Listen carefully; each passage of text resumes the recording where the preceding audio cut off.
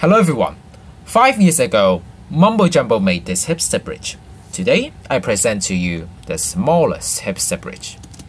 The technical term of this is called the flush and seamless expandable downwards quadruple extender. This is built by me. The first 3 layers is only 100 blocks, and each additional layer adds 25 blocks. This is expandable up to 70 wide, and if you want it to work in 1.13 plus, this is expandable up to 15 wide. Let's see it in action.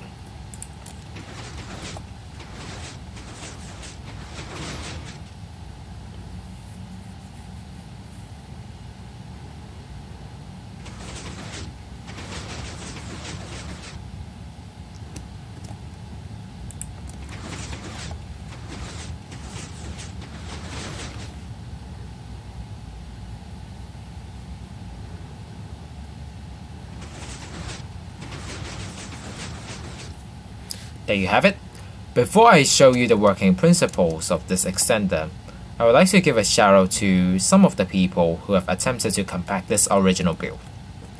This is by Mumbo Jumbo. The first 6 layers is 1976 blocks, and each additional layer adds 152 blocks.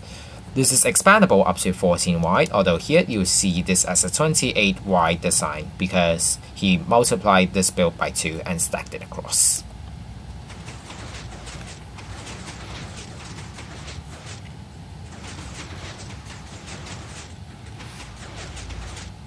Now we take a look at some of the talents Redstoner's attempts on compacting this.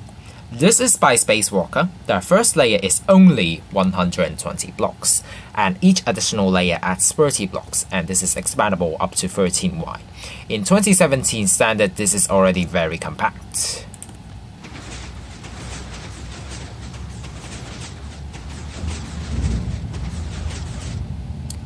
Now we take a look at the previous smallest record. This is by Bruhjef. The first layer is only 63 blocks, and each additional layer adds 63 blocks per layer. This is expandable up to 15 wide.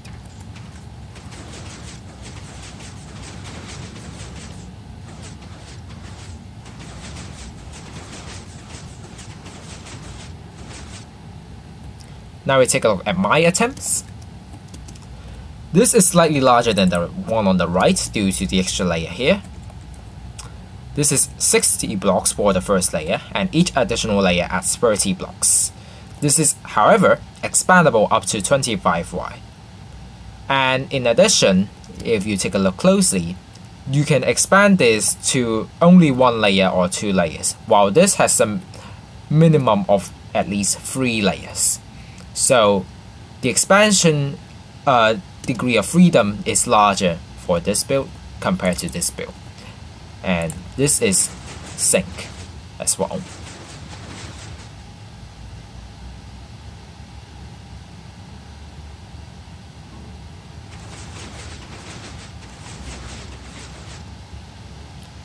Now we take a look at this version instead.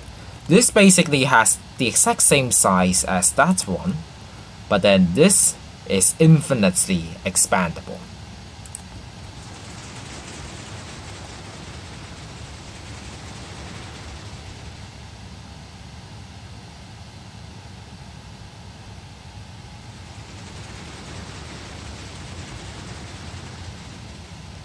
And it also has a very funny animation.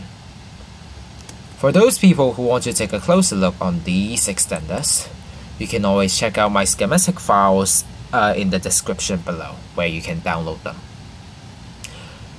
But for those people who are here to check out the working principle of the extender, here we come to the explanation part.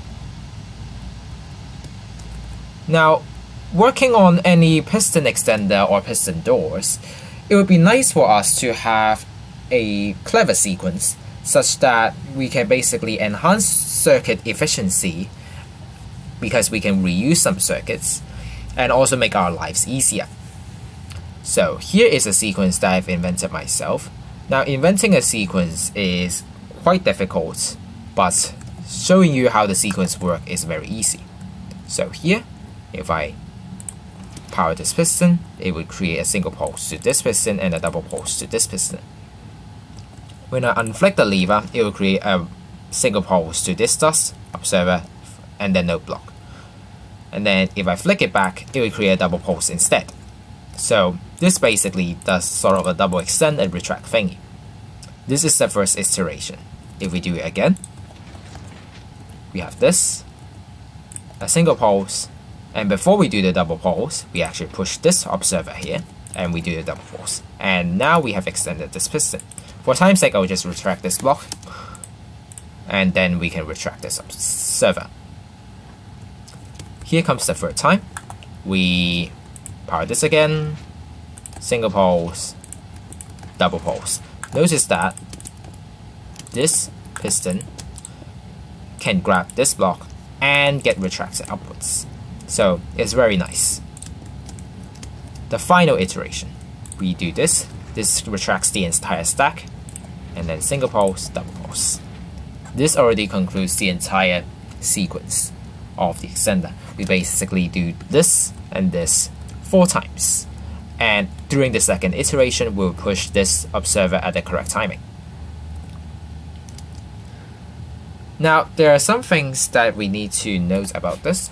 First off is that we need to use this dust in conjunction with this note block, because note block is one of the only 3 redstone components that are solid and can be detected by an observer. If we replace this instead with a dropper, look what happens. We have this that extends normally, but then when we do this, this extends but not this piston. The reason is because this dust is powering this dropper via quasi-connectivity, so as this observer powering this piston, thus making these 2 observers power at the same time, and only this piston will extend but not this piston, which is also the reason why we have to use a note block instead. If you are unsure about how redstone components work, I suggest you should check out my compact redstone series, especially on the videos 1-1 and 1-2, properties of redstone components 1 and 2. They will give you they will consolidate your basic knowledge of redstone components, and you would be able to understand how redstone works basically. The other thing that we need to note about this here is that if we remove this observer, during the first iteration, this would basically work fine, but then, let's see, it doesn't. This here, the single pulse, powers this piston, but not this piston. Instead, powers this piston instead. This is because by pushing this array of blocks, this array of pistons, the front piston has a higher priority to power than the back piston. This phenomenon is also known as the raising condition. If you want to know more about raising condition, you can check out my other video, 2-3, Toxic Priority Raising Condition and their applications. This video will be uploaded 1 week after this one. So make sure to check that out if you want to learn more. This also explains why we need to have this observer. If we reset this stack now,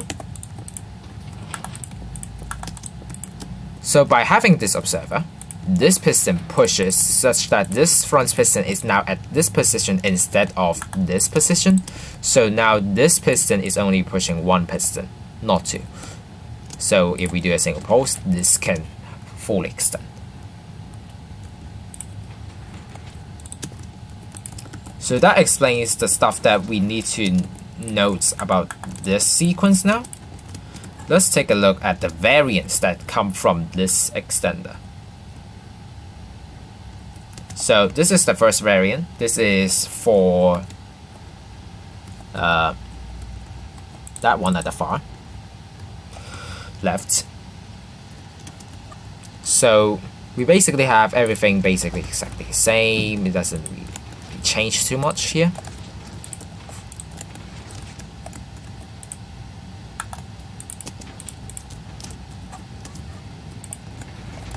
So you can see for the first 3 iterations, they basically work exactly the same. But then during the 4th iteration, you see in this setup that this would retract the entire stack, and then we just do the single pulse and the double pulse again. But then for here, it instead does this. It doesn't retract this piston, but it powers it at the correct timing due to these observers. This also explains another use of this double pulse. It is to ensure that this piston doesn't retract this piston due to complicated update order things. Because normally if we power this node block, it would basically just retract. And that's not what we want. We want this piston to extend. And so by having this as a double pulse, it prevents this piston from retracting this piston due to some update order. And then we can finally retract this. So that is the first variant from this sequence. Now, we see that the first variant already spans over 6 blocks in length, but we can do better. We can only have it span 5 blocks. Hence comes the second variant. The second variant has this 3-tick repeater in place of this double pulse, which basically also does exactly the same thing. We have this, and also this observer chain here would power this at the correct timing.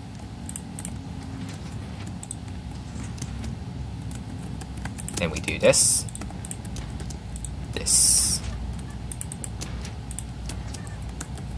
Third time, same thing happens. And then the fourth time, you'll see that due to this observer chain, this will fire. And then we don't have to worry about this node block quasi-powering this piston because it doesn't get updated, as this is in the correct timing. And then we can just do the double pulse here. So this is the second variant. The third variant would be the infinitely expandable variant, because for these two variants you can see the downsides of it. Well, for these two, they both have the common thing, no block. The no block requires this redstone dust to update these observers and power this no block, and they have to be powered in sync. So the expansion would be finite, not infinite. And for this 5 length version is even worse because it has this dust here to power this 3-tick, so it is very limited, even more limited than this one. So the infinitely expandable version has to have different inputs, so we have this one. This is a bit more complicated than the previous sequences, but the working principle is essentially the same. So we have this here. We replace this with a single pulse instead of double pulse because it's not necessary to have a double pulse. We just need a single pulse here. And then we power this. Now, as I've mentioned before, powering this has a thing called racing condition before, but then it doesn't happen now because of the timings. If you power this observer and then 1 tick after you power this observer, the racing condition thing happens. But after the suitable timing, when you power this later, this piston will always power. So yeah, that's for you. And then we have another double pulse, of course, but this time we are doing it this side. And then we have this 2-tick, which is useless now. I will show you why it will be useful later. It's not useful in this iteration though. We have this retract. This powers nothing. This extends, double pulse, 2-tick powers nothing. And then we have this retracting. This extends again.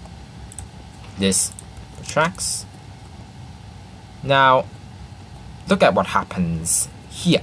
So we have this observer, which has an observer chain here to power this at the correct timing, such that it powers this. you see this piston would basically update this piston to power, but then it will be unable to retract this piston. This is also the reason why we have this 2-tick to retract this piston upwards.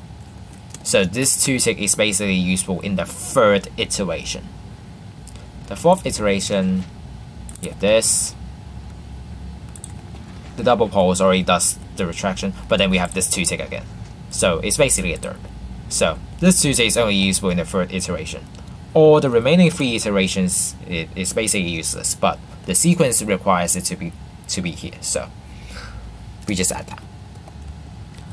So that already explains the 3 variants that come from the original sequence. Now, before I explain the concept of this, we have already established the fact that we need 4 iterations. So we need 4 pulses that are distant from each other naturally. And what can create 4 pulses that all 4 of them are distant from each other? The first thought would be hopper ROMs, which makes sense, but then they are too large, especially if you want to fit in that size, so it's basically ruled out. We have other components that can produce 2 distant pulses, not 4. They are cobweb timers and burnouts with redstone lamp and an observer. For example, here we have, if I update this, it will create 2 pulses. But then the interesting thing is, if I power this wooden button, yes, 2 pulses.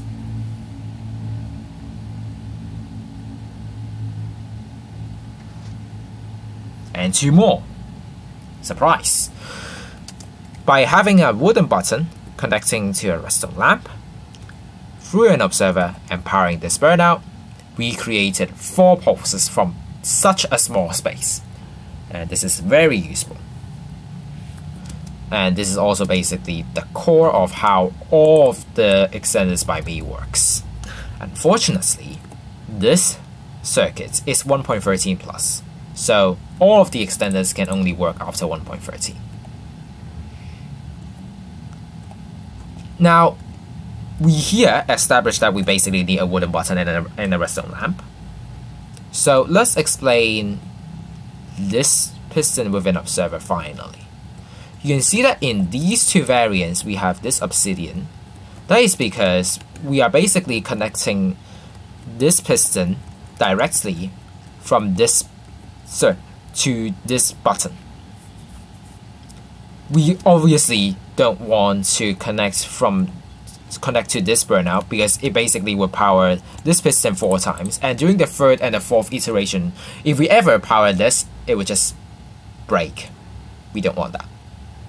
We can only at maximum allow the 1st and the 2nd iteration to power, and via the power of timings we can control it such that this 1st iteration, it will extend, for example, during here when this piston is here, so we have this obsidian that blocks it, and then during the 2nd iteration it can push freely,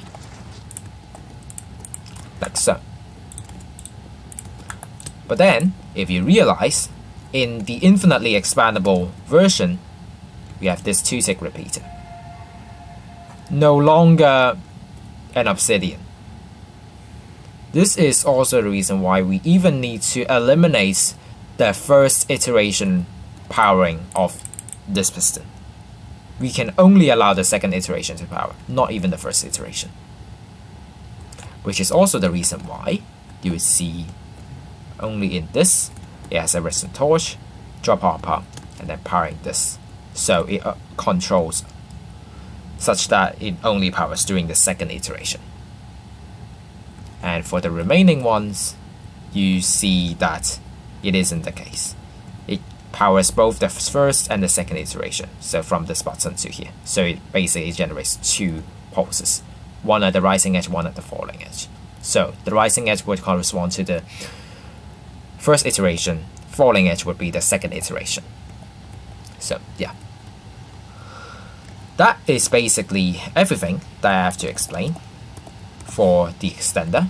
Once again, if you want to take a closer look at the extenders yourself, you can feel free to download the schematic files I provided in the description below. Otherwise, thank you for watching, and I will see you in the next video.